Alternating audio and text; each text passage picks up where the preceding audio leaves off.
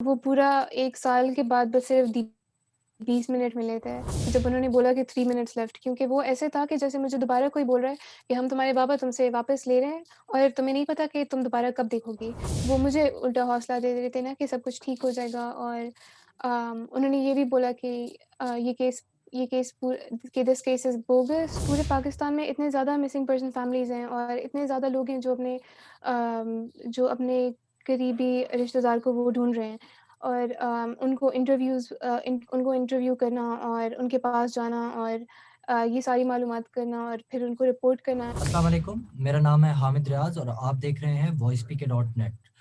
आज human rights activist Idris खटक की abduction को 1 साल गुज़र गया है।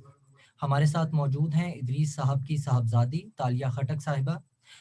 हम तालिया खटक साहिबा से गुफ्तगू करेंगे इदरीस खटक साहब के बारे में और तालिया खटक साहिबा के अपने तजुर्बे के बारे में कि ये पिछला 1 साल उन पर कितना ग्रां गुज़रा। अस्सलाम वालेकुम तालिया साहिबा। वालेकुम अस्सलाम। तालिया साहिबा, सबसे पहले हम इदरीस साहब के जो एक्टिविज़्म था और जो वो इंसानी हकूक़ के लिए और एनफोर्स्ड डिसअपीयरेंसेस के लिए जो काम करते थे, उस पर हम बाद में आएँगे। पहले हम थोड़ा-सा आप हमारी ऑडियंस को बताएँ कि इदरीस खटक साहब बतौर इंसान, as a personality, who is Idris Khattak? अच्छा, इदरीस खटक म मैं अगर एज़ अ डॉटर मैं बोलूँ कि आई थिंक मेरे पूरे लाइफ़ में मैंने उनकी तरह कोई भी किसी को भी इतना सेल्फलेस नहीं देखा। वो वो एक वो एक सिंगल फ़ादर थे इन्होंने मेरी और मेरी बहन की उन्होंने हमारी पूरी परवरिश की और हमें बड़ा किया। और उन्होंने किसी भी वक़्त हमें ऐसा फ़ील नहीं किया कि कोई है या कुछ भी, क्योंकि वो हमेशा सब कुछ इतना अच्छा हैंडल करते थे और उन्होंने हमें एक इतनी अच्छी ज़िंदगी दी और इतना अच्छा बचपन दिया उन्होंने। और और वो हमारे लिए एक रोल मॉडल थे कि जिस तरह अभी अगर थोड़े से भी हम होपफुल हैं या हम थोड़े से भी अम, हम ठीक हैं, तो वो सिर्फ़ उन्हीं की वज़ह से है, क्योंकि उन्होंने हमें सिखाया यही। आई थिंक मेरी और मेरी बहन हम दोनों के लिए उनका यही था कि हम किसी भी लड़के से कम नहीं हैं। और अगर हमारे बजाय एक लड़का भी होता या हम एक लड़की होते, ये इसका फ़र्क कोई नहीं था। लेकिन एक इंडिपेंडेंट और हमें अपना करियर बनाना है। और आई थिंक पूरे लाइफ में अक्सर ऐसे आते थे जिस तरह उनको बोला जाता था कि जिस तरह मेरी बहन ने उसने मेडिकल किया, लेकिन उनको उनको बोला जाता था कि आप इतने पैसे मेडिकल पे क्यों क्यों खर्च कर रहे हैं, अगर आप इसके अलावा आप इसके लिए जहेज़ ले सकते हैं। तालिया साहिबा, बीच में कुछ इस तरह की रूमर्स भी उठी कि आपकी फैमिली में से किसी की इदरीस साहब से मुलाकात हुई, तो क्या आप इन रूमर्स की तस्दीक करेंगी कि तरदीद करेंगी? हाँ, मैं ये एग्री करती हूँ। हमें अक्टूबर में हमें जिस दिन हमें कैंपस में हमें दोबारा बुलाया जा रहा था, तो उससे बिल्कुल 1 ही दिन पहले मुझे एक कॉल आई थी, जिसमें उन्होंने बोला था कि उनको मीटिंग कराने की इजाज़त मिल गई थी। तो 7th अक्टूबर वेडनेसडे को हमारी मीटिंग हो गई थी अराउंड 3 पीएम। तो लेकिन उसमें उन्होंने काफ़ी स्ट्रिक्ट रूल्स रखे थे, रूल्स रखे थे। उन्होंने बोला था कि सिर्फ़ एक ही बंदे मुझे बुलाया था। और उन्होंने कैंट के एंट्रेंस से आगे सिर्फ़ वो मुझे ही लेके गए थे। तो कैंट के एंट्रेंस से आगे और कोई भी नहीं जा सकता था। तो हम इस बात से काफ़ी डरे थे, क्योंकि आई गेस कि थोड़ा-सा फ़ियर होता है, लेकिन ह्यूमैनिटी है कि मैं अपने पापा को देख सकती हूँ। आई गेस वो सारी फ़ियर हट गई थी एंड एट दैट पॉइंट अगर अम, कुछ भी होता तो मैं ज़रूर जाती। तो हम मंगला कैंट के एंट्रेंस पे गए और और वहाँ पे वो आगे कैंट के अंदर वो खुद ही मुझे लेके गए और वहाँ पे हमारी 20 मिनट्स की सिर्फ़ मुलाकात हुई। 20 मिनट दिए थे और वो पूरा 1 साल के बाद बस सिर्फ़ 20 मिनट मिले थे।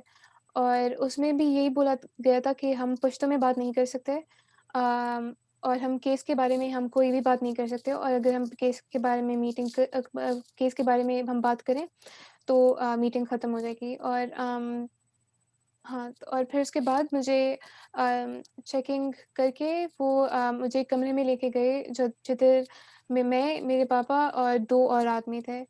और उधर हमारी हुई और काफ़ी काफ़ी मुश्किल था, क्योंकि जब मैं वापस आई तो लोग सब बोल रहे थे कि हाँ, मैं खुश होंगी, लेकिन आई थिंक कि वो और भी ज़्यादा वो ऐसा था कि जैसे दोबारा जिस तरह पहली बार जब मुझे पता चला था कि पापा को अगवा कर दिया गया है, ऐसे था कि जैसे मुझे दोबारा कोई बोल रहा है कि तुम्हारे पापा को अगवा कर दिया गया था।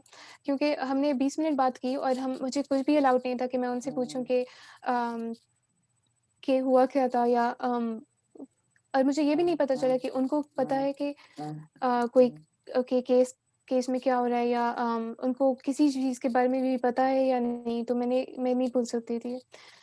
तो हमारी काफ़ी जनरल सेशन हुई, लेकिन एट लीस्ट हमें ये पता चल गया था कि वो ज़िंदा हैं और वो ठीक थे और वो सही से बात कर सकते थे। और तो ये काफ़ी ज़्यादा ये तसल्ली थी। लेकिन जब बिल्कुल आखिर में जब उन्होंने बोला कि 3 मिनट्स लेफ्ट, और मुझे मुझे आई थिंक ये सबसे ज़्यादा मुझे ये टाइम याद है कि जब उन्होंने बोला कि 3 मिनट्स लेफ्ट, क्योंकि वो ऐसे था कि जैसे मुझे दोबारा कोई बोल रहा है कि हम तुम्हारे बाबा तुमसे वापस ले रहे हैं और तुम्हें नहीं पता कि तुम दोबारा कब देखोगी या तुम दोबारा कब मिलोगी या आगे क्या होगा, क्योंकि अभी तक हमें नहीं पता कि आगे क्या होगा।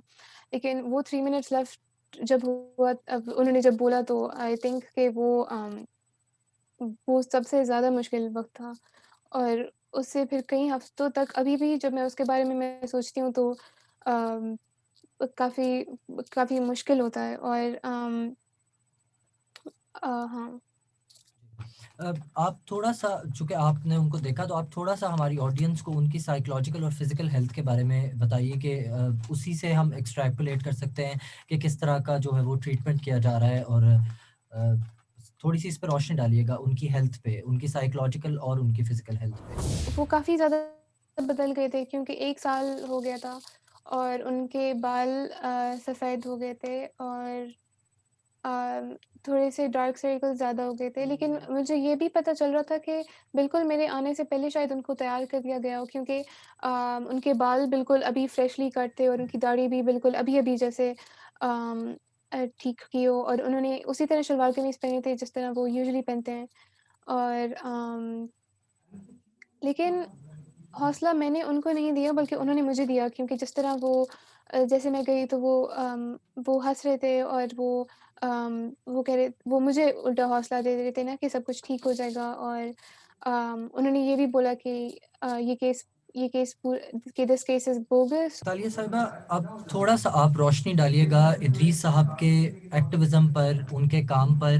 वो किस नौइयत का एक्टिविज़्म करते थे और कौन-कौन से इश्यूज़ थे जिन पर उनका ज़्यादा फ़ोकस था? अच्छा,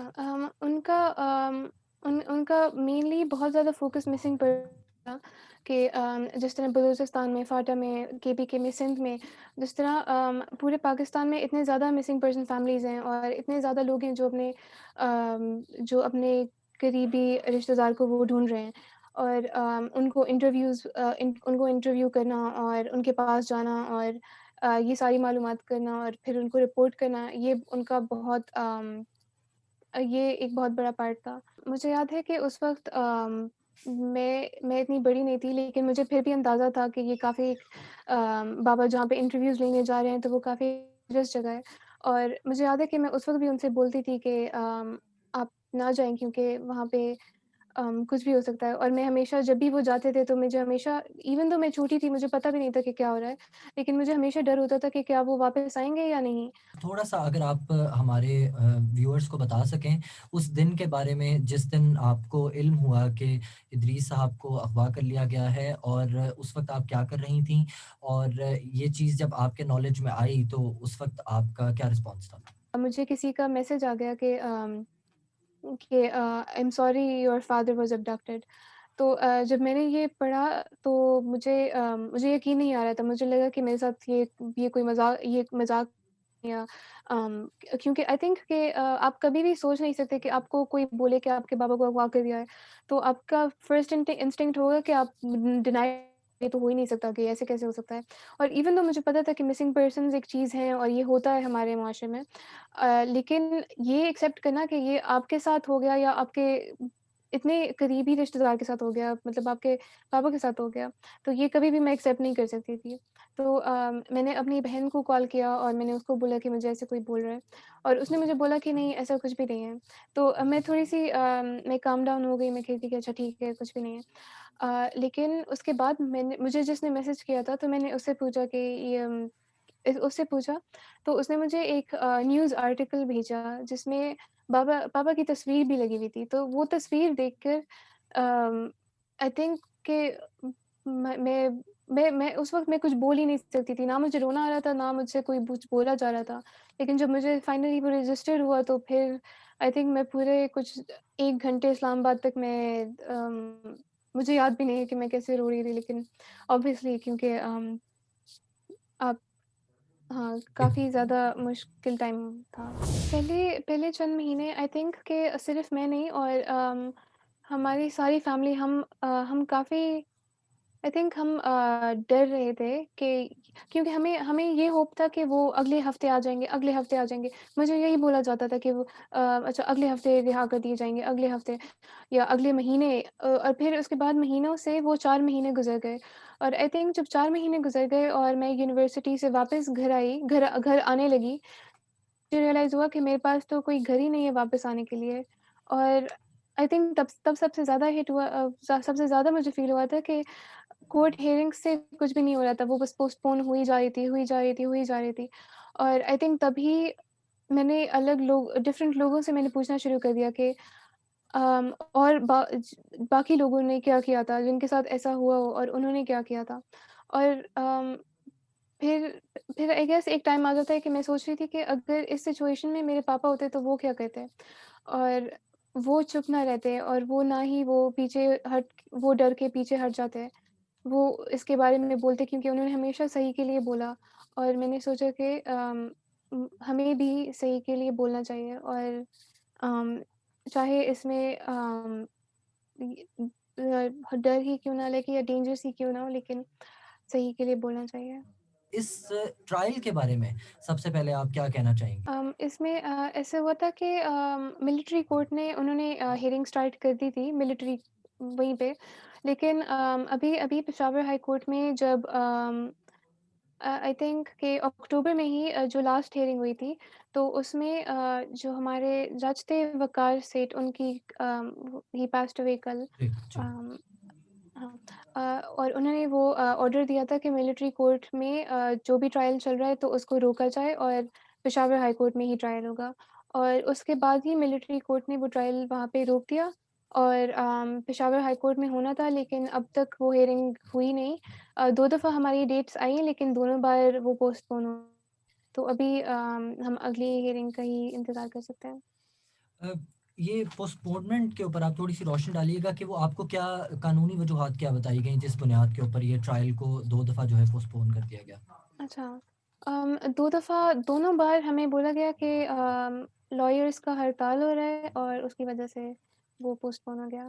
और आई थिंक शुरू से ही जब से ये सब कुछ शुरू हुआ दिसंबर में कोर्ट हियरिंग्स का ये सारा सिलसिला शुरू हुआ और दिसंबर से अब तक ये ज़्यादातर हमारे पोस्टपोन ही होते रहे हैं और हम एक एक हियरिंग होती है, फिर उसके बाद वो पोस्टपोन होके दूसरे महीने और इसी तरह 1 साल गुज़र गया। इदरीस खटक साहब पर ऑफ़िशियल सीक्रेट्स एक्ट की खिलाफ़वर्ज़ी का जो है वो इल्ज़ाम रियासत की तरफ से इनिशियली लगाया गया। अब मेरी अंडरस्टैंडिंग के मुताबिक और ज़रूर आप इस पर रोशनी डालिएगा कि इस एक्ट के नीचे ट्रायल किए जाने के लिए ज़रूरी है कि आप या तो रियासत के कोई अफ़सर हों या कोई अहलकार हों या फिर आर्म्ड फ़ोर्सेस से आपका डायरेक्टली ताल्लुक हो। तो आपकी अपने लीगल एक्सपर्ट से इस सिलसिले में क्या गुफ्तगू हुई है कि इदरीस साहब जो हैं, वो ऑफ़िशियल सीक्रेट्स एक्ट के एम्बेट के नीचे आते ही किस तरह हैं? ऑफ़िशियल सीक्रेट्स एक्ट के लिए आपको या तो कोई गवर्नमेंट सर्वेंट होना चाहिए या आपको कोई आर्मी में या कोई ऐसी जॉब जो हो। लेकिन पापा वो एक भी नहीं थे, ना वो गवर्नमेंट सर्वेंट थे, ना उनका कोई भी गवर्नमेंट से कोई भी वास्ता नहीं था। लेकिन उनको फिर भी इसी पे चार्ज कर दिया गया। अम और क्योंकि ऑफ़िशियल सीक्रेट्स एक्ट में ये इम्प्लाई होता है कि आपने कोई मुल्क का कोई सीक्रेट आपने बाहिर दिया है या आउट किया है। लेकिन पापा के साथ ऐसा कोई सीक्रेट आता ही कैसे जबकि जब वो सिविलियन थे, जबकि उनका कोई भी गवर्नमेंट क्योंकि उनको गवर्नमेंट सीक्रेट कैसे मिलता कि वो बा आगे जाके बढ़ाते। तो आई थिंक कि वो ये जो पूरा उनके अगेंस्ट जो केस है तो it doesn't make any sense. जो मिसिंग पर्सन्स के या फिर जो इस तरह के सेंसिटिव केस कोर्ट केसेस होते हैं, वो सिर्फ़ आपको कोर्ट में नहीं लड़ने पड़ते। उसमें इनफॉर्मल तरीकों से, कई हलकों से आपको प्रेशराइज़ भी करने की कोशिश की जाती है। तो आप अपनी अपनी और अपनी फैमिली का थोड़ा-सा एक्सपीरियंस हमारे व्यूअर्स के साथ शेयर कीजिए कि जो इस केस को लड़ने में आपको मुश्किलात का जिनका सामना करना पड़ा, या फिर कोई फॉर्मल या इनफॉर्मल चैनल से आपको अगर प्रेशराइज़ करने की कोशिश की गई। हमें आई थिंक इसके बारे में मैंने काफ़ी ज़्यादा सुना है कि लोगों को थ्रेट किया जाता है, लोगों को रोका जाता है फ्रॉम स्पीकिंग अप लेकिन शुरू में हम इसी से ही काफ़ी डर रहे थे और वी weren't स्पीकिंग अप लेकिन मुझे इसके बारे में ज़्यादा मालूमात नहीं है कि हमें किसी ने रोका हो लेकिन आई थिंक हम खुद ही वो उस स्टेप लेने से हम डर रहे थे कि हम कैसे आगे अपना मैसेज कैसे बताएँगे लोगों को। लेकिन हाँ, हमें ऐसे तो कुछ नहीं बोला गया लेकिन आई गेस कि कोर्ट्स की तरफ से जितना वो प्रोसेस स्लो होता गया जिस तरह वो हियरिंग पोस्टपोन होती गई अम, तो ऐसी काफ़ी ज़्यादा चीज़ें हैं वो इफ़ेक्ट की और इसके अलावा हम अगर सिर्फ़ देखें कि हम किस तरह इफ़ेक्ट हुए थे तो आई थिंक जनरली सिर्फ़ ये पता होना भी कि आपके पापा या आपके कोई भी रिश्तेदार के वो आपसे अलग हैं इस वक़्त अम, और आपको नहीं पता कि वो किधर हैं, वो किसके पास हैं, कि आज रात को वो कैसे सोए, उनके पास कोई बेड था, कोई बिस्तर थी या आज उन्होंने अम, खाना सही से खाया होगा या नहीं।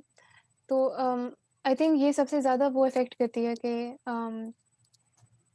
एज़ अ फैमिली कि आपको ना पता हो कि आपका एक फैमिली मेंबर कैसा है।